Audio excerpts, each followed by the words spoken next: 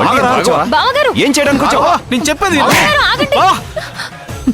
బావగారు బావగారు, ప్లీజ్ ఆగండి. బావగారు బావగారు, ఆగండి బావగారు.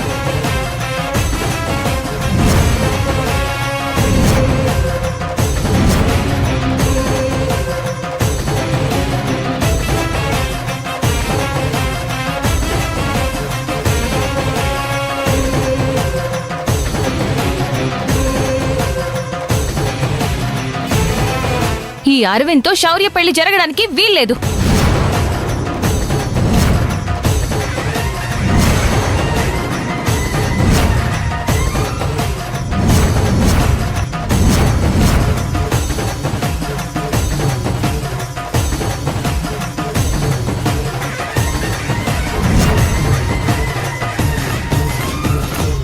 భూమి, నీకేమైనా పిచ్చి పట్టిందా? ఎందుకు ఇలా చేస్తున్నావు? బావగారు, మీరు ఎన్నైనా చెప్పండి, ఈ విషయంలో మాత్రం నేను ఎవరి మాట వినను.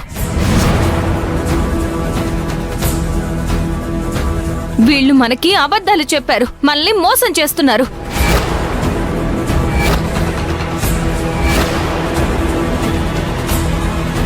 తన పిచ్చి చేష్టలతో కొట్టింది తిట్టింది, ఎన్నో విధాలుగా నా బిడ్డకు పెళ్లి కాకుండా చేసింది.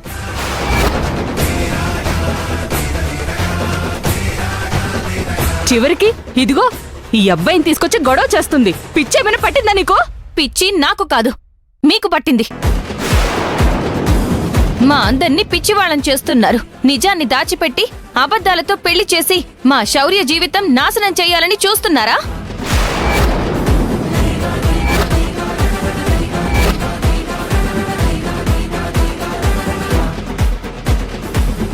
అమ్మా భూమి, ఏం మాట్లాడుతున్నావు? పెద్ద చిన్న గౌరవం లేకుండా ఏంటమ్మా ఇది? ఎవరు పెద్దత్తయ్య? ఈవిడా? పీటల మీద కూర్చుని ఈ అరవిందా?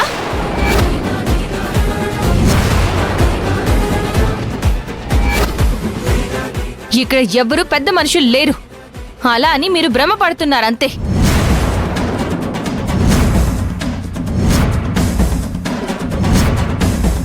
భూమి, నీ ఇష్టం వచ్చినట్టు మాట్లాడకు. బంధువులందరి ముందు పరువు తీస్తున్నావు. నువ్వు మాట్లాడకుండా ఇక్కడి నుంచి వెళ్ళావు. అమ్మా భూమి, నువ్వు అందరి ముందు ఇలా ప్రవర్తించి ఎందుకు చెడ్డ పేరు తెచ్చుకుంటున్నావు? ఇప్పుడు పెళ్ళాపితే నీకేమొస్తుంది?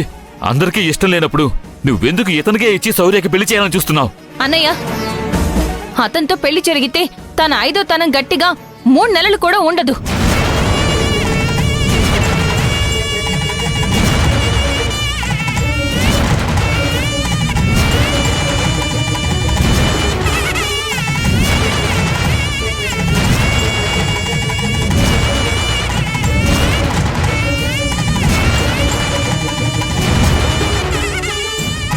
ఏంటి భూమి, ఏం మాట్లాడుతున్నావు? రై, నువ్వు ఇక్కడి నుంచి వెళ్ళరా. రుద్రాణి, మర్యాదగా నీ కొడుకుని తీసుకెళ్ళు. సిద్ధు, పదరా. ఇన్ని మాటలంటూ ఉంటే ఎలా పడుతూ ఉంటావు? పద. రుద్రాణి గారు, ఒక్క నిమిషం.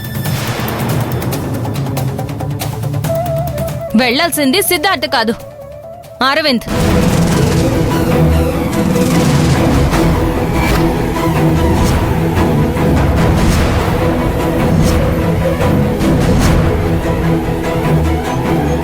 పీటల మీద పెళ్లి కొడుకుని ఎక్కడికి పంపిస్తావమ్మా? వారిని ప్రేమించింది కదా అని చెప్పేసి మధ్యలో పెళ్లి ఆపేస్తావా? ఇంత దూరం వచ్చిన తర్వాత ఆ అబ్బాయిని కాదని ఈ అబ్బాయికి ఇచ్చి పెళ్లి చేస్తావా? సిద్ధార్థకి ఇచ్చి చెయ్యాలన్నయ్యా, ఎందుకంటే వీళ్ళిద్దరూ ప్రేమించుకున్నారు.